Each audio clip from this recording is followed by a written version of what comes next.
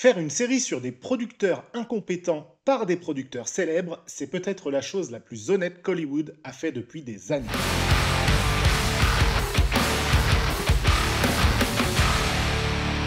Est-ce que vous vous êtes déjà demandé à quoi ressemblerait une série sur les coulisses d'Hollywood, mais écrite justement par des gens d'Hollywood? Pas une success story pleine de glamour, non, ici c'est plutôt un bordel cynique, absurde et délicieusement cruel.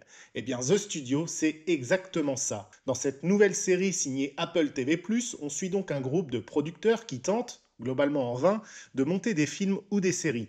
Chaque idée est pire que la précédente, chaque réunion vire au cauchemar et chaque projet finit écrasé sous les égos, le cynisme ou juste la bêtise humaine. Et franchement, c'est plutôt jouissif à regarder. Seth Rogen, Catherine Hahn et Ike Barinholtz incarnent ce trio de bras cassés avec un plaisir contagieux. Ils connaissent parfaitement les codes du milieu et ils n'hésitent pas à les exploser en plein vol. On est très loin de The Franchise, une autre série sortie récemment sur le même thème chez HBO et qui voulait faire la même chose mais sans aucun mordant. Là au moins ça pique. Alors est-ce que c'est une satire réussie ou une boucle autoparodique sans fond? Eh bien, est-ce qu'on se moque de nous ou est-ce que Hollywood se moque de lui-même? C'est aujourd'hui qu'on va démonter The Studio pour avoir la réponse. Être à la tête de Continental est le seul boulot que j'ai toujours voulu. Non, mais je suis honoré, évidemment, d'être devenu une de ces personnes qui décident quels films seront produits et ceux qui ne le seront pas. C'est énorme. Et je me suis lancé là-dedans parce que... Tu vois, j'adore les films, mais là, je flippe à l'idée que... mon métier, ce soit de les saboter. Ce métier est une machine à broyer.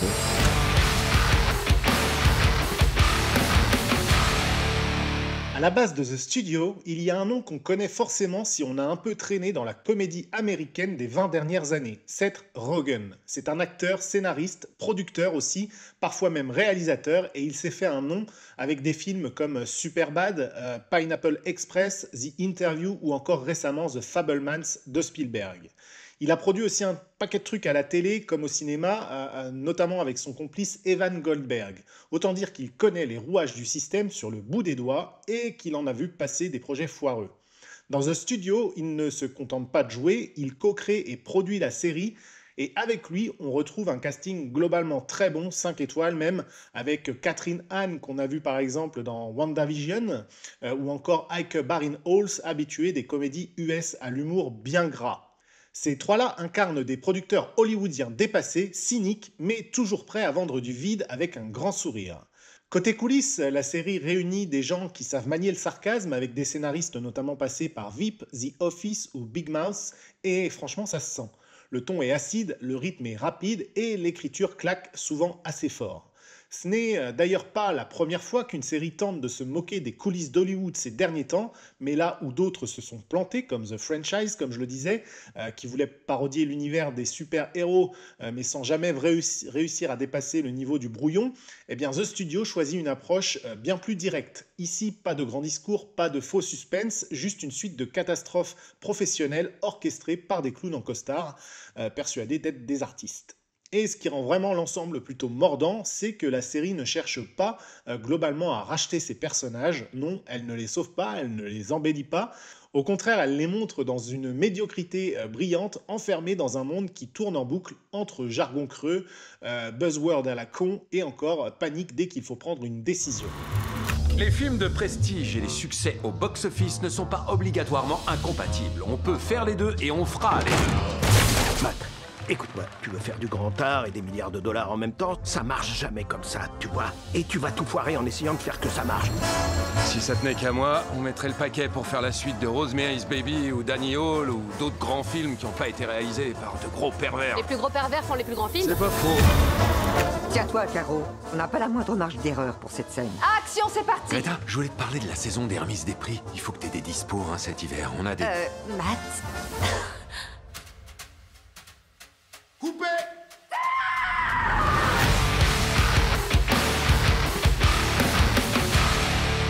Dans The Studio, les personnages principaux ne sont pas juste bêtes ou dépassés, ils sont toxiques.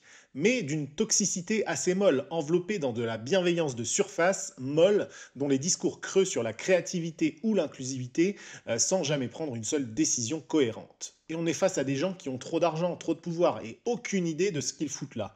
Et c'est fascinant à regarder franchement.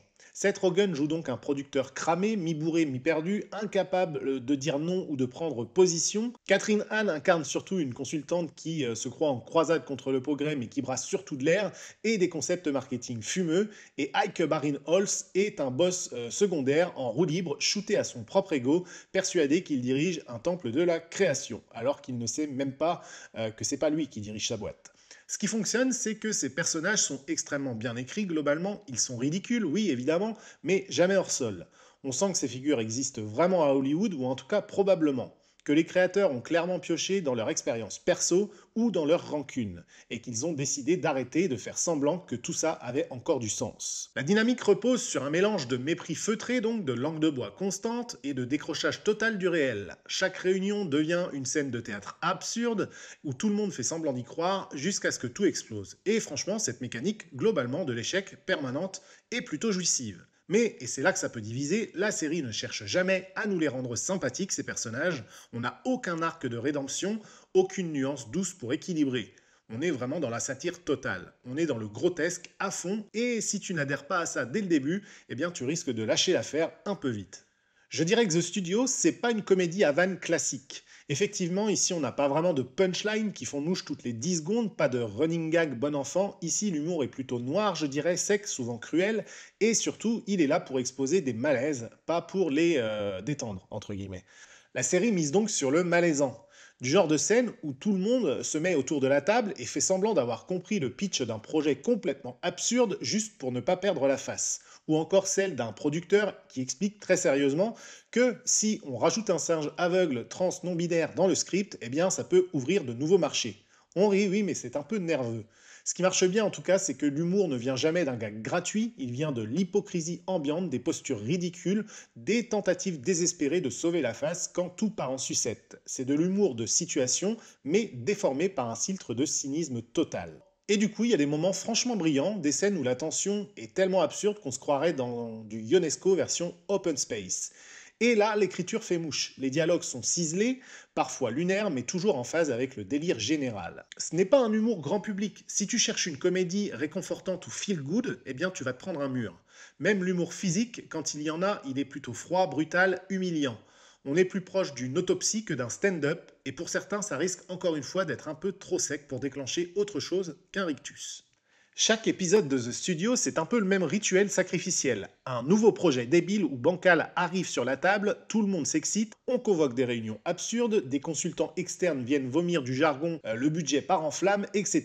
Et tout finit en fiasco, à chaque fois sans exception. Ce schéma narratif ultra répétitif est clairement assumé. C'est même le moteur de la série, comme un grand cycle de l'échec perpétuel. Et d'un côté, ça fonctionne. On comprend vite que le message, c'est que l'industrie est coincée dans sa propre boucle de bullshit. Peu importe les idées, les intentions, les promesses, tout est broyé par l'absurdité du système. Sauf que, à force, on anticipe globalement tout dans cette série.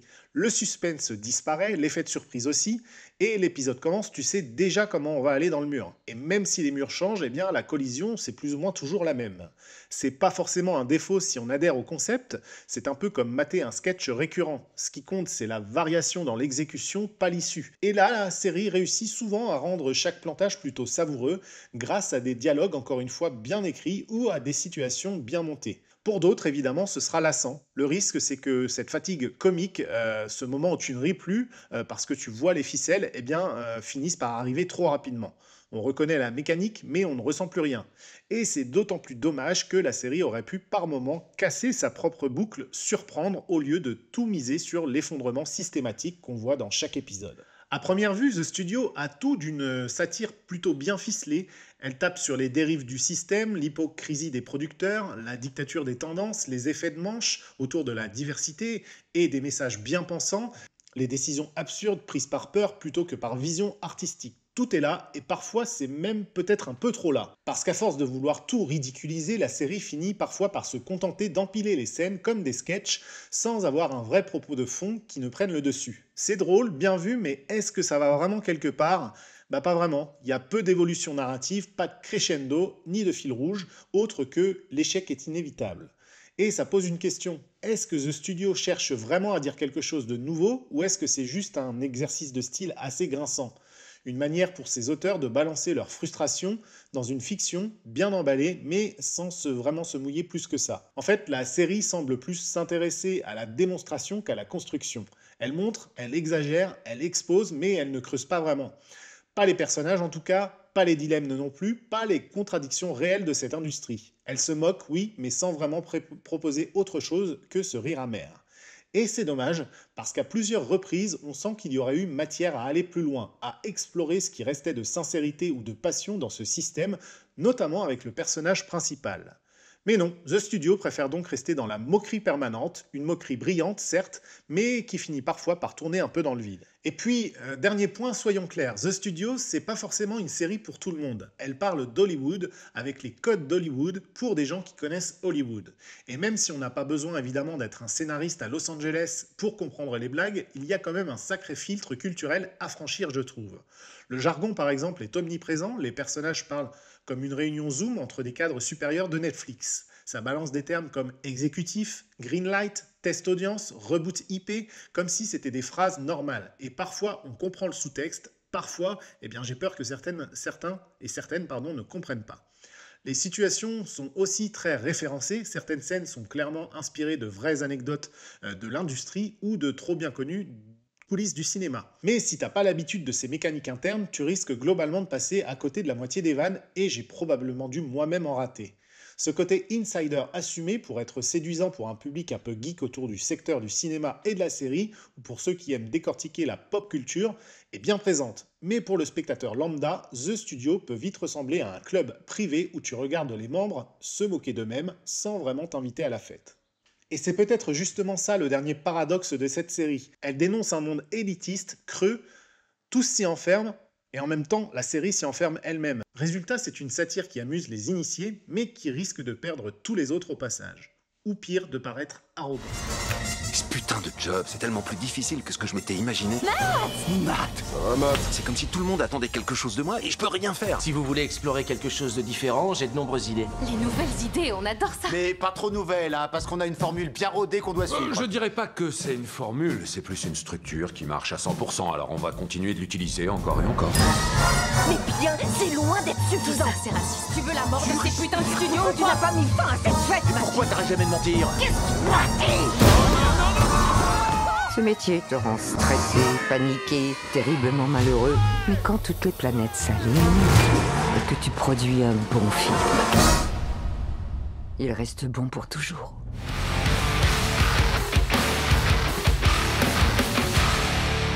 Au final, The Studio, c'est un peu comme ces pitchs absurdes qu'on voit dans certaines séries. Ça pourrait être un désastre, mais ça tient debout grâce à l'intelligence de ceux qui le portent. La série est cynique à souhait, techniquement maîtrisée, bien jouée et surtout profondément lucide sur le vide créatif d'un Hollywood qui tourne en rond. Mais c'est pas une série chaleureuse, elle ne cherche jamais à faire plaisir, elle pique, elle agace, elle fatigue même parfois. Elle n'offre aucune échappatoire, aucune morale rassurante, et ce n'est pas un regard tendre sur l'échec, c'est un doigt levé sur tout un système. Et si tu n'aimes pas l'amertume, eh bien tu risques de le recracher assez vite. En revanche, si tu aimes les satires plutôt bien senties, les dialogues ciselés et l'humour qui gratte sous la peau, alors The Studio a de quoi plaire. C'est brillant, oui, mais c'est froidement brillant. Voilà mon avis donc pour The Studio, maintenant c'est à vous. Est-ce que vous avez aimé cette satire d'Hollywood? Est-ce que vous avez trouvé ça brillant, barbant ou même arrogant? Ou juste trop vrai pour être drôle? Dites-moi tout ça en commentaire, je suis curieux de savoir qui a survécu à tous ces épisodes avant d'abandonner.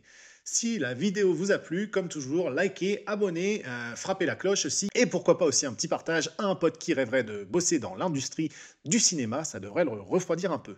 En tout cas, à bientôt et à très vite pour une nouvelle critique. Ciao!